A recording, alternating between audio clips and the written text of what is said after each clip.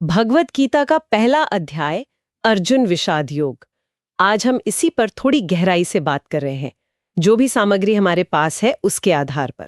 हाँ, कोशिश यही है कि अर्जुन की उस जानी पहचानी मानसिक उथल पुथल को समझें और देखें कि ये स्रोत हमें इसके गहरे मतलब के बारे में क्या बताते हैं। और देखिए शुरुआत ही कितनी नाटकीय है।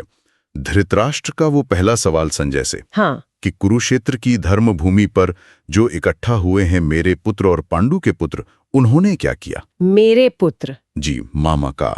यहीं पर युद्ध शुरू होने से पहले ही वो पक्षपात, वो मोह साफ झलकता है। ये बात तो है, एक शब्द में ही पूरा नजरिया दिख जाता है। हाँ, अच्छा, इसके बाद फिर दुर्योधन का जिक्र आता है। हाँ, फिर दुर्योधन वो जाता है द्रोणाचार्य के पास। अच्छा सेनाओं का जायजा लेता है एक तरह से। अच्छा। गिनाता है कि पांडवों की तरफ कौन बड़े योद्धा हैं, भीम, अर्जुन वगैरह, और फिर अपनी तरफ के भीष्म, कर्ण, इन सब का नाम लेता है। लेकिन दिलचस्प बात यह है, जो विश्लेषण सामने आता है, कि उसके शब्दों में वो आत्मविश्वास उतना नहीं है। अच्छा। हाँ, एक छिपी हुई चिंता है, शायद डर भी। अपनी सेना इतनी विशाल है, फिर भी पांडवों की शक्ति उसे कहीं ना कहीं परेशान कर रही है। तो क्या ये डर सिर्फ सैन्य ताकत का था, या ये भी हो सकता है कि अपने पक्ष के अधर्म का एहसास भी उसे कचोट रहा हो? ये देखिए गहरा सवाल है। स्रोत शायद सीधे सीधे ऐसा ना कहें, पर दुर्योधन का जो पूरा रवैया रहा है, हाँ वो तो है। उसका अन्याय का इतिहास, वो इस संभावना से इनकार नहीं करने देता। हो सकता है अंदर ही अंदर उसे पता हो कि धर्म किधर है। खैर, इसके फौरन बाद फिर वो शंखनाद होता है। हाँ, युद्ध का ऐलान। पहले भीष्म पितामह, फिर सब योद्धा दी। और फिर वो खास क्षण आता है जब श्री कृष्ण अपना पांचजन्य और अर्जुन अपना देवदत्त शंख बजाते हैं। इनकी ध्वनि के बारे में भी कहा जाता है कि वो कुछ खास थी। बिल्कुल, ये सिर्फ शोर नहीं था।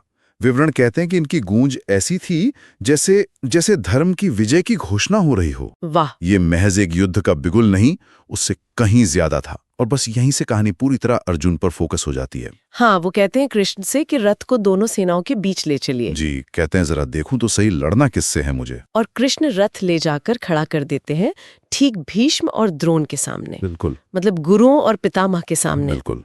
और बस यही वो क्षण था।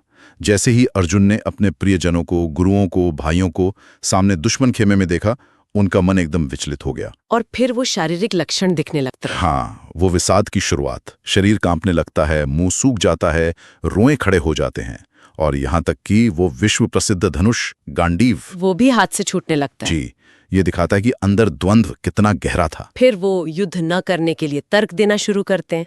पहला तर्क मोह का। हाँ, कि इन अपनों को मारकर क्या मिलेगा, कैसा सुख, ये राजपाट, ये भोग सब बेकार हैं अगर अपने ही न रहें। बहुत मानवीय तर्क है ये तो। बिल्कुल।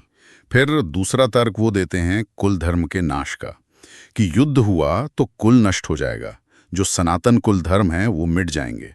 अच्छा। और जब धर्म नहीं रहेगा तो अधर्म फैलेगा, स्त्रियां दूषित होंगी, वर्ण संकर संतानें होंगी, सामाजिक व्यवस्था बिगड़ जाएगी। वो पूछते हैं ऐसा पाप हम क्यों करें? और तीसरा तर्क करुणा का, कि मैं इन्हें कैसे मारूं, ये मेरे गुरु हैं, मेरे अपने हैं, इससे अच्छा तो ये मुझे मार डाले, भले ही मैं निहत्ता हूं। ये एक तरह की बेबसी है या गहरा भावनात्मक संकट? ये गहरा संकट है, निरीहता नहीं।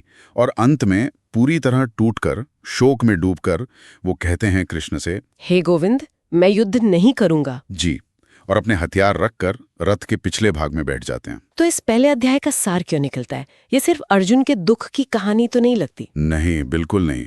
ये असल में दिखाता है कि मोह और आसक्ति कितने शक्तिशाली हो सकते हैं। हाँ। कि वो अर्जुन जैसे योद्धा को भी कर्तव्य पथ से डिगा देते हैं। लेकिन, और ये महत्वपूर्ण है, यही विषाद, यही टूटन अक्सर व्यक्ति को गहरे ज्ञान और मार्गदर्शन की तलाश के लिए प्रेरित करती है। गीता का जो असल उपदेश है वो यहीं से शुरू होता है। तो ये जो विषाद है, ये एक तरह से जरूरी था? एक तरह से हाँ। जब जीवन में ऐसे मोड़ आते हैं, जब मोह और दुख घेर लेते हैं, तभी हमें सच्चे रास्ते की, सच्चे ज्ञान की जरूरत महसूस होती है। शायद ये विषाद ही ज्ञान की ओर पहला कदम बन जाता है। बिल्कुल।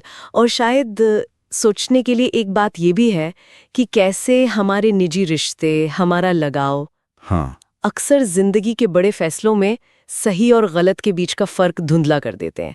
ठीक वैसे ही जैसे कुरुक्षेत्र में अर्जुन के साथ हुआ। सही कहा। और ये सवाल आज भी उतना ही प्रासंगिक है शायद। इस पर सोचना जरूर। अगर आपको यह वीडियो पसंद आई हो तो कृपया चैनल को सब्सक्राइब करें, वीडियो को लाइक करें और अपने विचार कमेंट में जरूर साझा करें। आपका सहयोग हमें और भी अच्छा कंटेंट बनाने की प्रेरणा देता है।